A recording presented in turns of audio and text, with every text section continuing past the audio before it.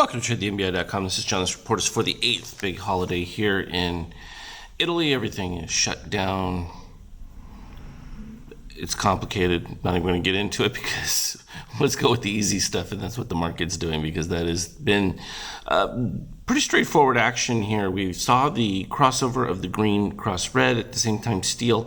That was the impetus move. It was the same time that we reached the ABM green, and I talked to you about the fact that really there was nowhere else for money to go and that this was a good opportunity. We were looking for the orange to make its complete move underneath, and the red right down here, which it did, which meant we were no longer in a status zone, what I was calling that sort of consolidation period. And some people were so shocked at the breakout. But the reality was we had the, not sure why that's going off, but I think it was I closed out some of the ES contracts that I had.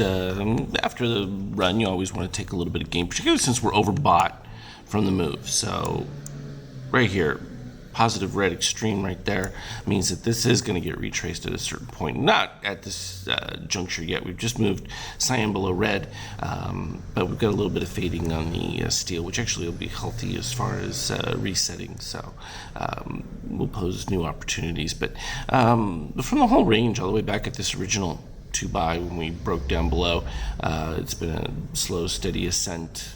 Nothing out of the ordinary. They're all going to credit Trump, but at the end of the day, Obama's still president, and as long as he's still president, the history books are going to record all of this move as his, not the impending new administration. That's just the way history works. Plus, history is also relative to who and when you're writing it. As I tell my girls, history changes quite frequently and rapidly. It just depends on the current state of things. And so the past isn't really fixed, as I like to say. Here we have the NQ finally reaching back to that point. So we're likely to see what will happen is the NQ will finally break out. The Nasdaq will get a little bit of a breakout. The S&P will fade back into it, and we'll finally have a little bit of equilibrium back restored between those two markets. The industrials are still on fire, going to stay on fire. We could see that they were on fire. There's no question about it.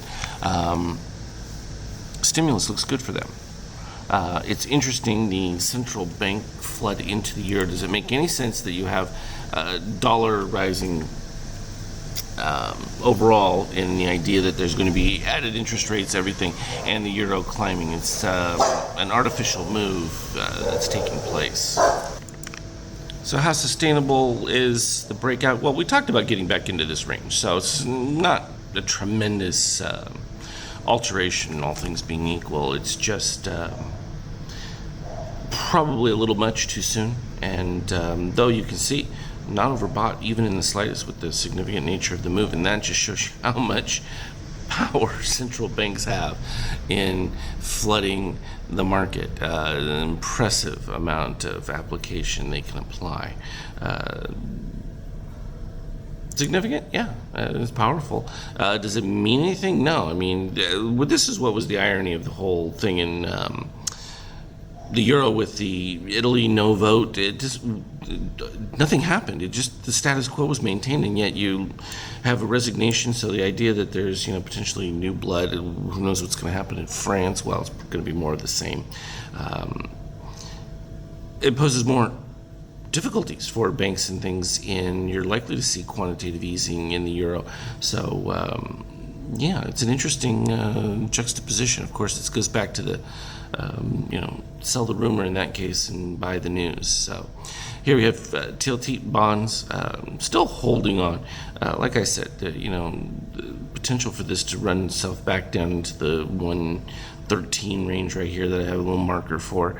Very strong possibility, particularly 90+% factoring in. And interesting now, if the interest rate hike that everyone is expecting doesn't come, which I think there's a much higher percentage that it doesn't come than it does, we'll see. It just depends. If the Fed is really convinced that this exuberance that's taking place in the market is a little too much, then you may actually see that, because that certainly would dampen things. fundamentally, are there any changes in the economy that would justify it?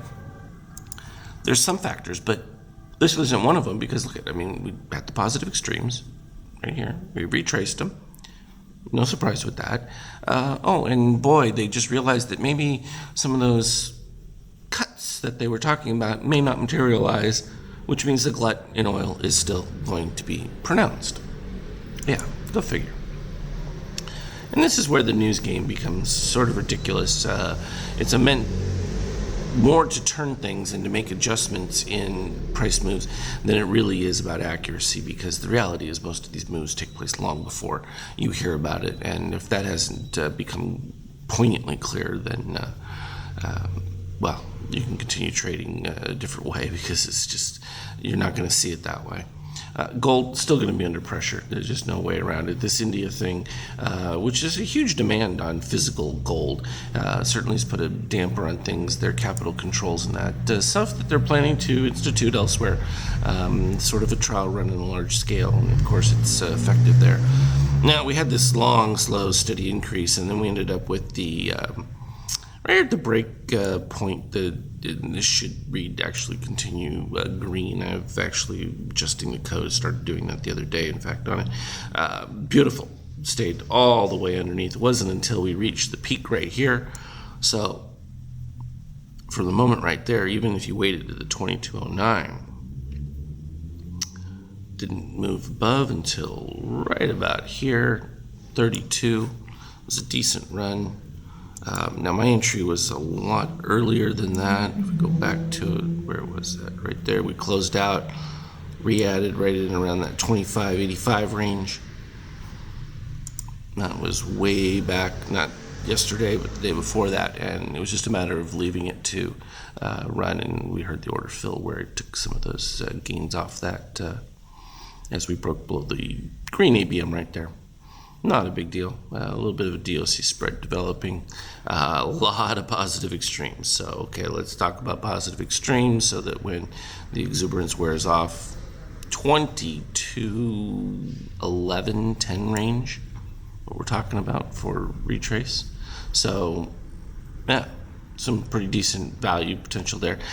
Full shakeout, retest all the way back to zero. So even though you've made this huge run, we're no longer overbought or anything. You already had a complete retrace to zero on the shakeout with just a dip down to 22.30. So there's plenty left in the tank. So don't be dissuaded from following the readings as they are. So that's a clear indication that there's plenty of, and like I told you, there's going to be money chasing. This was an easy thing to see, that there were plenty of people that were way behind the curve because of fear, election, this, that, and the other, didn't want to, make a move, and they're now paying for it because they have to catch up to the S&P, and that's just going to fuel things some more. It'll also create some of the dips because it'll be an opportunity for those that started earlier to sell into them, which I will be one of those. So hopefully you will too. As always, though, trade well. We'll talk again later.